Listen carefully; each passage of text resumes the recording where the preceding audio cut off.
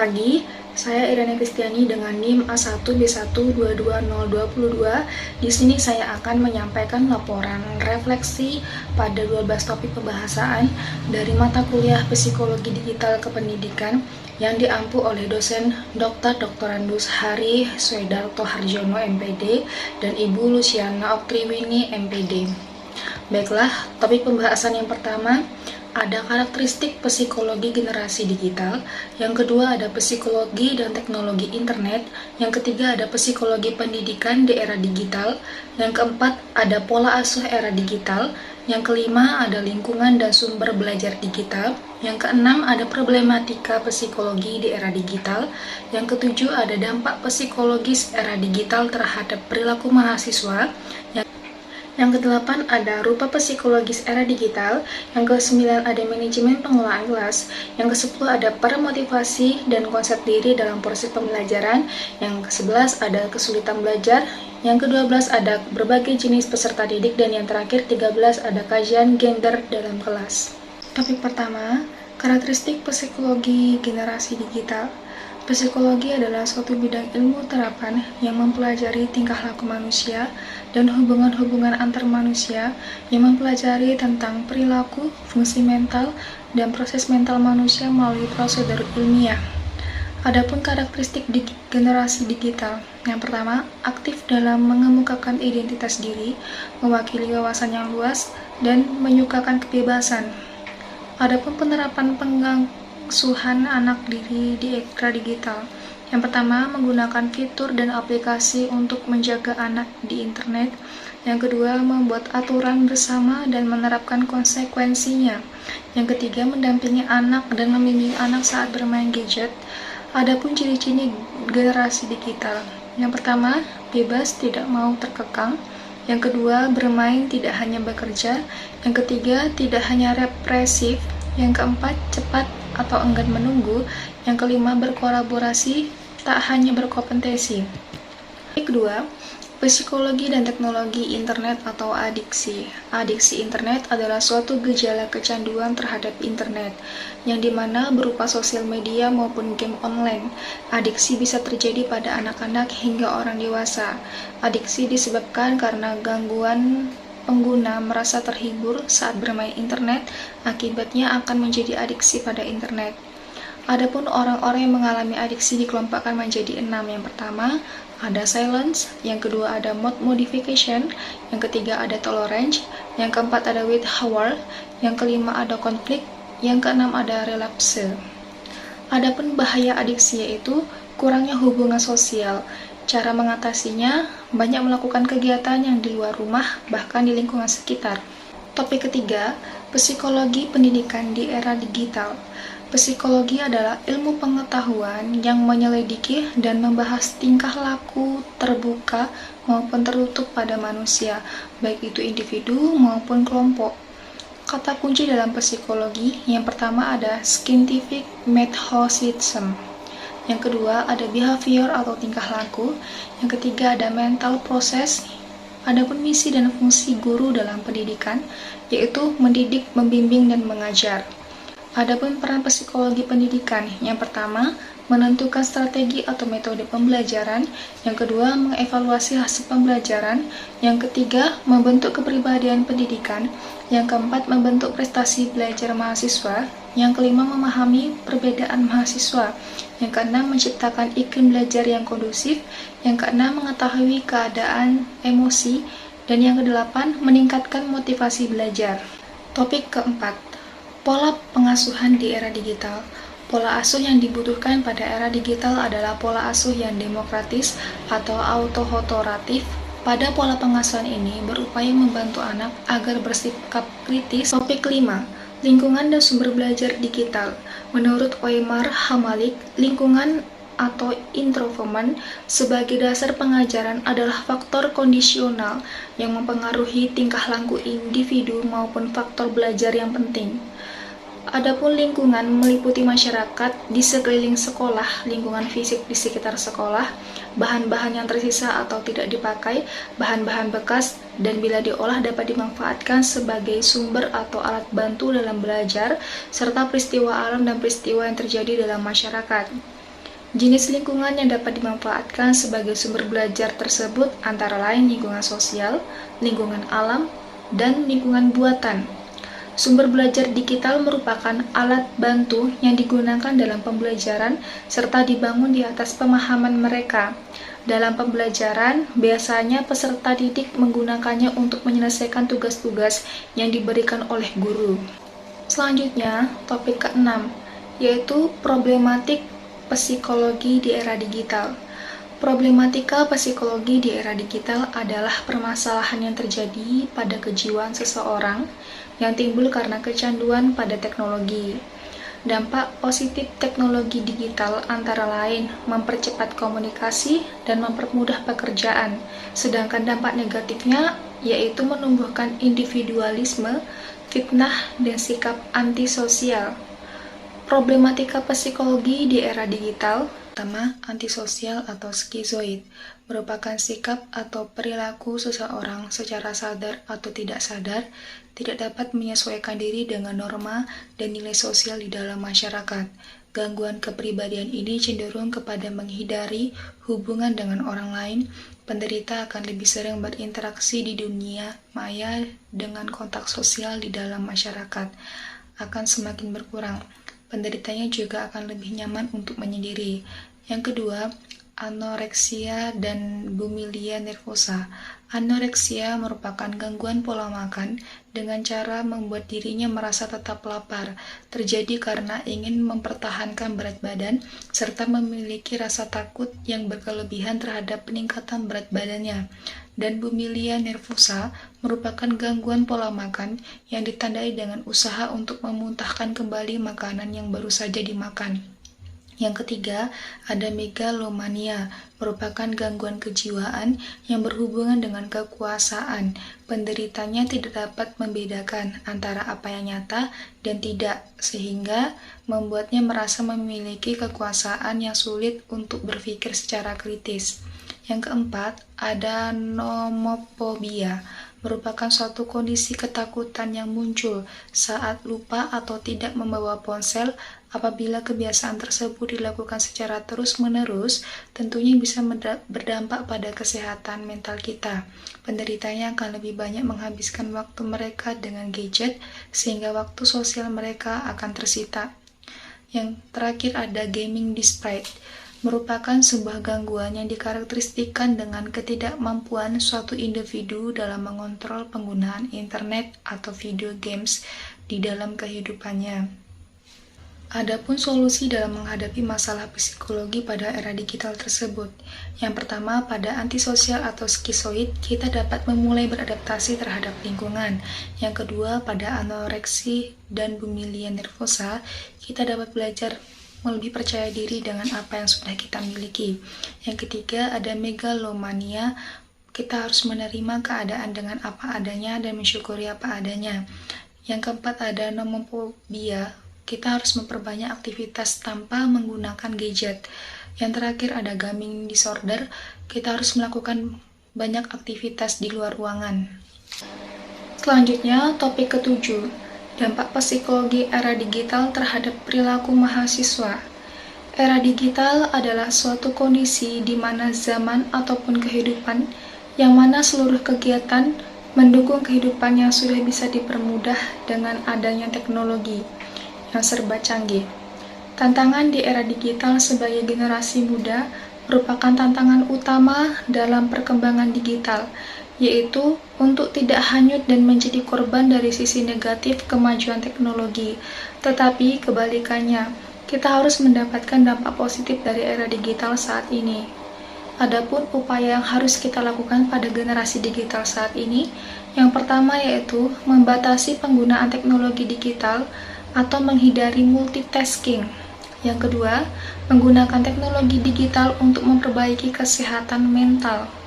Dan yang ketiga, membentuk kebiasaan baik mendiskusikan penggunaan teknologi digital dengan teman maupun keluarga.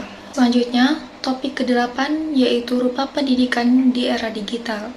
Era digital merupakan suatu masa di mana sebagian besar masyarakat pada era ini menggunakan sistem digital dalam kehidupan sehari-hari. Era digital dapat dianggap sebagai perkembangan dari sebuah sistem evolusioner, di mana perputaran pengetahuan tidak hanya semakin memuncak, akan tetapi juga semakin di luar kontrol manusia, sehingga membuat masa di mana hidup kita semakin sulit untuk dikelola. Implikasi sosial dari era digital sangat besar dan akan meningkat karena fungsi teknologi menjadi lebih berbasis pengetahuan. Adapun konsep pembelajaran karakteristik secara digital, yaitu pembelajaran digital berdampak positif terhadap pertumbuhan dan pencapaian siswa. Dampak teknologi karakter sangat positif karena teknologi memberi lebih banyak kekuatan kepada orang-orang dan memperdayakan orang untuk memecahkan masalah dengan lebih efisien dan menjalani kehidupan yang lebih baik. Peluang teknologi digital menawarkan peluang yang belum pernah ada sebelumnya untuk melengkapi, memperkaya, dan mengubah pendidikan guna memenuhi tantangan baru saat hari ini. Selain itu, teknologi informasi dan komunikasi atau TIK adalah alat utama untuk memfasilitasi akses pendidikan yang adil dan inklusif, menjembatani perbedaan pembelajaran, membuka perspektif dan profesinya, meningkatkan kualitas dan makna pembelajaran, serta meningkatkan administrasi pendidikan dan pemerintahan. Adapun konsep pembelajaran karakter secara digital, yang pertama, dapat meningkatkan pengalaman belajar, menghemat waktu guru, memudahkan guru untuk menyesuaikan pembelajaran dengan kebutuhan siswa dengan lebih baik, membantu melacak kemajuan mahasiswa, memberikan transportasi dalam proses pembelajaran bagi semua pemangku kepentingan, dan masih banyak lagi. Ruang belajar digital terhadap keberhasilan dalam pendidikan karakter. Yang pertama, pembelajaran digital dapat mengurangi banyak kendala geografis yang luas. Yang kedua, keberadaan teknologi layar sentuh telah memungkinkan anak-anak agar mudah dan terlibat dalam pembelajaran dengan bantuan teknologi. Dan yang ketiga, kemajuan teknologi, kecerdasan buatan atau artificial intelligence. Pun tantangannya harus kita hadapi dalam menemukan cara untuk mengajari mahasiswa tentang bagaimana cara menavigasi etika dari era digital yang bergerak cepat secara sadar, proaktif, dan reflektif. Beberapa tantangannya harus kita hadapi dalam pendidikan karakter di era digital mencakup keseimbangan, keselamatan dan keamanan, perlindungan cyber, setting hak cipta, dan plagiarisme. Topik 9, manajemen pengelolaan kelas. Pentingnya pengelolaan kelas sebagai upaya mengatasi permasalahan siswa dan memecahkan segala permasalahannya menjadikan kendala dalam proses pembelajaran, sekaligus membangun situasi kelas yang kondusif secara terus-menerus, dengan tujuan menciptakan dan mempertahankan suasana kelas yang menunjang proses pembelajaran berjalan dengan efektif. Adapun masalah pengelolaan kelas terbagi menjadi dua. Yang pertama, masalah peserta didik, yaitu A. Pengelompokan atau pandai, sedang, dan kurang pandai. Kelompok kurang pandai akan menjadi sumber negatif penolakan atau apatis. Karakteristik individual seperti kemampuan kurang, ketidakpuasan, atau dari latar belakang ekonomi yang rendah yang menghalangi kemampuannya dalam penyelesaian masalah pengelolaan kelas. Yang pertama, kita harus mengidentifikasi masalah mahasiswa. Yang kedua, membuat rencana pengulangan mahasiswa. Yang ketiga, menetapkan waktu pertemuan terhadap mahasiswa yang bermasalah, dan yang terakhir, kita melakukan tindak lanjut terhadap perkembangan mahasiswa. Selanjutnya, kelompok pandai merasa terhalang oleh teman-temannya yang tidak seperti dia. Yang kedua, masalah penataan ruang kelas. A. Pengaturan tempat duduk tidak sesuai. Yang kedua, pengaturan cahaya, penempatan papan tulis dan proyektor kurang tepat, dan lantai ruangan yang tidak bersih. Topik ke-10, peran motivasi dan konsep diri dalam proses pembelajaran. Motivasi dan belajar merupakan dua hal yang saling mempengaruhi belajar, adalah perubahan tingkah laku secara relatif permanen dan secara potensial. Terjadi sebagai hasil dari praktik atau penguatan yang dilandasi tujuan untuk mencapai tujuan tertentu. Kuat lemahnya motivasi belajar seseorang turut mempengaruhi keberhasilan Oleh karena itu, motivasi belajar perlu diusahakan, terutama yang berasal dari dalam diri, dengan cara senantiasa memikirkan masa depan yang penuh dengan tantangan dan harus dihadapi untuk mencapai cita-citanya. Motivasi belajar pada dasarnya sangat berperan dalam menentukan hasil belajar mahasiswa. Hal ini terlihat dari fungsi motivasi itu sendiri. Siswa yang bermotivasi tinggi dalam belajar memungkinkan akan memperoleh hasil belajar yang tinggi pula. Artinya, semakin tinggi motivasinya, semakin intensitas usaha dan upaya yang dilakukan, maka semakin tinggi pula hasil belajar yang diperolehnya. Siswa melakukan berbagai upaya atau usaha untuk meningkatkan keberhasilan dalam belajar, sehingga mencapai keberhasilan yang cukup memuaskan sebagaimana yang diharapkan. Adapun macam-macam motivasi di dalam belajar. Yang pertama, motivasi intrinsik. Yang dimaksud dengan motivasi intrinsik adalah motif-motif yang menjadi aktif atau fungsinya tidak perlu dirangsang dari luar, karena dalam setiap diri individu sudah ada dorongan untuk melakukan sesuatu. Yang kedua, motivasi ekstrinsik adalah kebalikan dari motivasi intrinsik. Motivasi ekstrinsik adalah motif-motif yang aktif dan berfungsi karena adanya perangsangan dari luar. Topik 11, kesulitan belajar.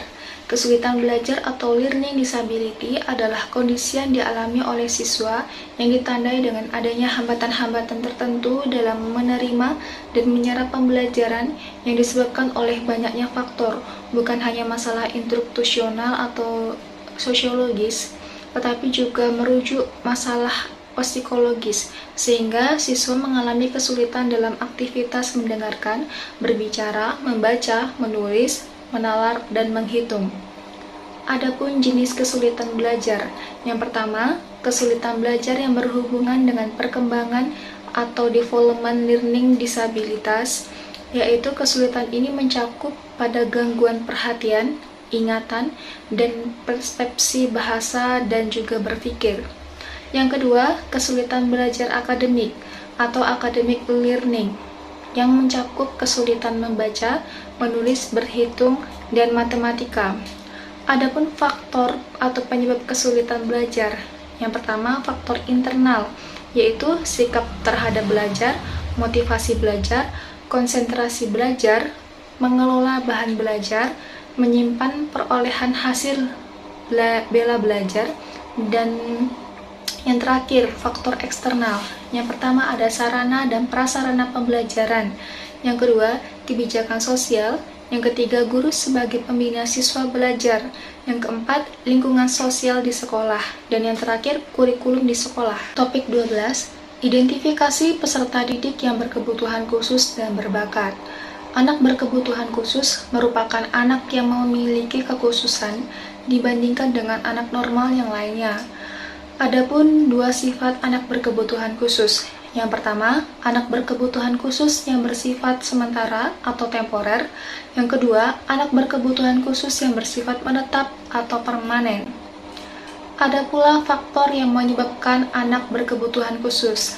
Ada tiga. Yang pertama, faktor internal, di mana kondisi ini dimiliki oleh anak berkebutuhan khusus. Contohnya, seorang anak memiliki kebutuhan yang khusus pada saat belajar karena ia tidak bisa melihat, mendengar, atau berbicara. Yang kedua, ada faktor eksternal. Penyebab anak memiliki kebutuhan khusus adalah berasal dari luar diri anak tersebut. Contohnya, anak yang sering mengalami bully dan akan memiliki atau susah berkonsentrasi. Yang ketiga, faktor internal dan eksternal. Penyebab faktor kombinasi eksternal dan internal itu akan mengalami anak yang harus diberikan kebutuhan khusus yang lebih kompleks, karena biasanya anak yang memiliki faktor eksternal dan internal ini, dia akan lebih sulit untuk memperhatikan sesuatu. Jadi perlu diberikan perhatian lebih khusus agar pembelajaran dapat dipahami dengan baik. Baiklah, selanjutnya topik terakhir yaitu topik 13, kajian gender dalam kelas. Kesetaraan gender dalam kelas. Dalam hal kecerdasan, tidak hanya ada satu penelitian pun yang mengatakan bahwa laki-laki secara biologis lebih cerdas daripada perempuan, tetapi kecerdasan itu lebih dikarenakan faktor pendidikan. Pendidikan bagi perempuan semakin penting, artinya bila dilihat dari tugas dan fungsinya, baik dalam masyarakat maupun dalam rumah tangga. Kesetaraan gender dalam kurikulum. Yang pertama ada contributions approach.